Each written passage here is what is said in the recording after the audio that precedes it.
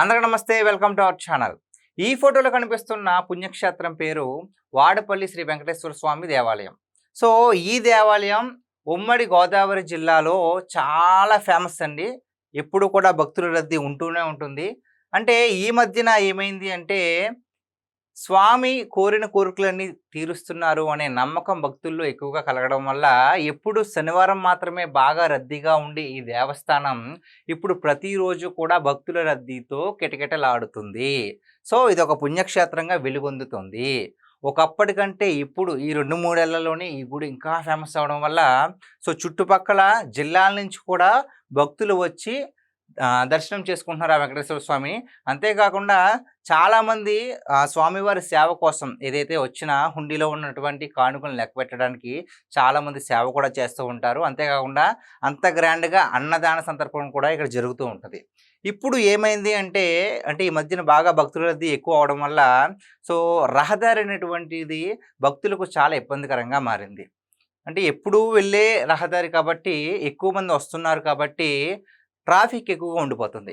ఒకటే రహదారిగా ఉండడం వల్ల యాక్చువల్‌గా ఇది రావులపాలెం మీద నుంచి వెళ్తూ ఉండాలండి. సో దీనివల్ల భక్తుల రద్దీ ఎక్కువగా ఉండడం వల్ల సో మరి భక్తులకి అసౌకర్యం కలుగుతుందని గుర్తించిన కొత్తపేట శాసనసభ్యులైనటువంటి బండారు సత్యానందరావు గారు ఏం చేశారు, ఈ విషయాన్ని ఎలాగైనా సరే ఈ సమస్యను పరిష్కరించాలి, భక్తులకు ఇబ్బంది కలగకుండా చేయాలని చెప్పేసి, అంటే భక్తులకే కాదండి, సో భక్తులు ఎక్కువగా ఉండడం వల్ల ఆ రోడ్డు అంతా బిజీగా ఉండిపోయి రావులపాలెం రోడ్డు అంతా బిజీగా ఉండి అక్కడ ఉండే సామాన్యులు కూడా అక్కడ నుంచి ట్రావెల్ చేయడానికి ఇబ్బందిగా ఉంటుంది. సో దీన్ని సాల్వ్ చేయాలని చెప్పేసి ఆయన గురువారం మంగళగిరిలో ఉన్నటువంటి పవన్ కళ్యాణ్ గారి దగ్గరికి వెళ్ళి సో అక్కడ ఉన్న క్యాంపు కార్యాలయం దగ్గరికి వెళ్ళి ఇది సమస్య అని చెప్పేసి వివరించడం జరిగింది. చూసారు కదండి, బండారు సత్యానందరావు గారు ఏం చేశారు అంటే పవన్ కళ్యాణ్ గారిని కలిసి, సార్ ఇది మా సమస్య, సో భక్తులు ఎక్కువగా విశ్వసించడం వల్ల సో అక్కడ పుణ్యక్షేత్రం ఇంకా బాగా అభివృద్ధి అవడం వల్ల ఎక్కువ మంది భక్తులు వస్తూ ఉంటున్నారు. సో దానివల్ల మాకు బాగా ఇబ్బందిగా అవుతుంది, భక్తులకు ఎటువంటి సౌకర్యం లేకుండా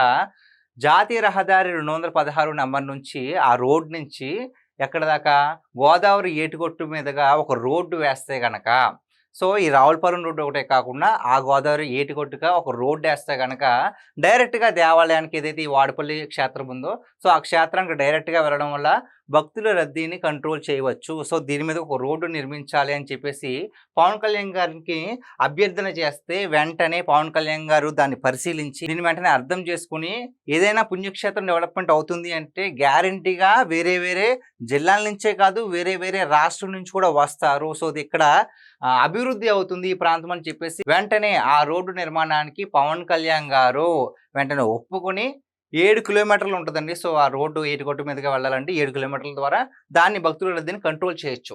సో 7 కిలోమీటర్ల రోడ్డుకి ఆదేశం ఇచ్చారు, ఆయన పర్మిషన్ ఇచ్చారు. 6 కోట్ల రూపాయలు దీనికి మంజూరు చేశారు. దీంతో ఈ విషయానికి భక్తుల రద్దీని తగ్గించడమే కాకుండా భక్తులకు సౌకర్యంగా ఉండేలాగా ఎటువంటి ఇబ్బంది కలగకుండా అటువైపు రావులపాలెం రోడ్డు కూడా కాస్త ఖాళీ అవుద్ది, అక్కడ ఉన్న ప్రజలకు కూడా ఎటువంటి ఇబ్బంది ఉండదు. అలాగే ఇక్కడ కూడా భక్తులు వెంటనే వెళ్ళి రావడానికి కూడా చాలా ఉపయోగకరంగా ఉంటుంది. కాబట్టి పవన్ కళ్యాణ్ గారు వెంటనే ఆలోచించి దానికి ఆ రోడ్డు నిర్మాణానికి 6 కోట్ల రూపాయలు మంజూరు చేయడం అయితే జరిగింది. సో దీన్ని చూసి చాలామంది పవన్ కళ్యాణ్ గారిని అదేవిధంగా బండారు సత్యానందరావు గారిని కూడా అభినందిస్తున్నారు, చాలా హర్షిస్తున్నారు. ఈ సమస్యను చాలా ముందు చూపుతో ఆలోచించి ఇప్పుడు ఇది పెద్ద సమస్యగా ఉండకపోవచ్చు, ఇప్పుడు చిన్న సమస్యగానే ఉంటుంది, కానీ ఉండే కొలది ఆ భక్తుల రద్దీ ఇంకా పెరుగుతుంది. ఎందుకంటే ఆ వెంకటేశ్వర స్వామిని నమ్మేవారు ఇంకా పెరుగుతూనే ఉంటారు కానీ అక్కడ తరగరు. కాబట్టి ఇది కోనసీమలో మరొక తిరుమల కాబట్టి ఇంకా ఎక్కువ అవుద్ది. అప్పుడు సమస్య వచ్చే కంటే ఇప్పటి నుంచే పరిష్కరిస్తే బాగుంటుందని చెప్పేసి ఇద్దరు మంచి భలేగా ఆలోచించారు అని చెప్పేసి వీళ్ళిద్దరిని కూడా బాగా అభినందిస్తున్నారు. అంటే చాలామంది వైసీపీ నాయకులు ఏం చేస్తున్నారు అంటే కూటమిని ఎలాగైనా సరే విడగొట్టేయాలి, సో వాళ్ళకి ప్రశాంతత ఉండకూడదు, వాళ్ళు విడిపోతేనే చిన్నాభిన్నం అయిపోతేనే కూటమి చీల్స్తేనే మనం అధికారంలోకి వచ్చే అవకాశం ఉంటుంది, అధికారం మాట పక్కన పెడితే కనీసం ప్రతిపక్ష హోదాన ఉంటుందనే ఆలోచనతో జనసేనకి టీడీపీకి ఈ మధ్యన చాలా చిచ్చులు పెట్టేలాగా వ్యాఖ్యలు చేస్తున్నారు, తప్పుడు విషయాల్ని విషప్రచారం చేస్తున్నారు. సో వాటినిటికి చెక్ పెట్టేలాగా మరి ఇక్కడ ఉన్నటువంటి కొత్తపేట శాసనసభ్యుడైనటువంటి బండారు సత్యానందరావు గారు టీడీపీకి చెందిన వ్యక్తి. అదేవిధంగా ఎవరు అభ్యర్థన చేశారు? అభ్యర్థన చేసిన వెంటనే మంజూరు చేసింది ఎవరు? సాక్షాత్తు జనసేన అధ్యక్షుడు పవన్ కళ్యాణ్ గారు.